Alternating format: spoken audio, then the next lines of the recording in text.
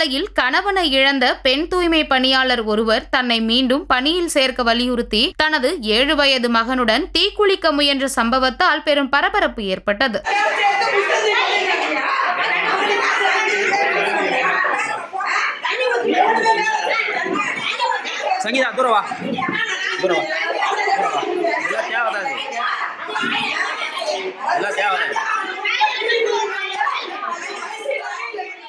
திருவண்ணாமலை மாவட்டம் செங்கம் அடுத்த நயம்பாடி கிராமத்தில் கடந்த 9 மாதங்களாக தூய்மை பணியாளராக ஜீவா என்ற பெண் பணியாற்றி வந்துள்ளார். கணவனை இழந்து தனது மகனுடன் வாழ்ந்து வந்த ஜீவாவை தூய்மை பணியாளர் பணியிலிருந்து திடீரென அதிகாரிகள் நீக்கியதாக கூறப்படுகிறது. அது மட்டும் இல்லாமல் கடந்த 1 ஆண்டுக்கு முன்பு இந்த பணியை வேண்டாம் என்று உதறிவிட்டு சென்ற முருகன் என்பவரிடம் லஞ்சம் பெற்றுக்கொண்டு பிடிசி மற்றும் PLC தூய்மையாளர் பணியினை அவருக்கு மீண்டும் வழங்கியதாக பணியிலிருந்து நீக்கப்பட்ட ஜீவா குற்றம் சாட்டியுள்ளார். இதுகுறித்து பலமுறை கோரிக்கை வைத்தும் கணவனை இழந்து சிரமப்படும் தனக்கு அநீதி இழைக்கப்படுவதாக மன உளைச்சலுக்கு ஆளான ஜீவா தனது உறவினர்களுடன் நேரில் சென்று அதிகாரிகளிடம் நியாயம் கேட்டு வாக்குவாதத்தில் ஈடுபட்டுள்ளார். அதிகாரிகள் இதற்கு செவிசாய்க்காததால் விரக்தி அடைந்த ஜீவா திடீரென தன் மீதும் தனது 7 வயது மகன் மீதும் பெட்ரோலை ஊற்றிக்கொண்டு தீக்குளிக்க முயன்றதால் தூய்மை பணியாளர் அலுவலகத்தில் பெரும் பரபரப்பு ஏற்பட்டது. இதுகுறித்து மாவட்ட ஆட்சியர் உரிய விசாரணை மேற்கொண்டு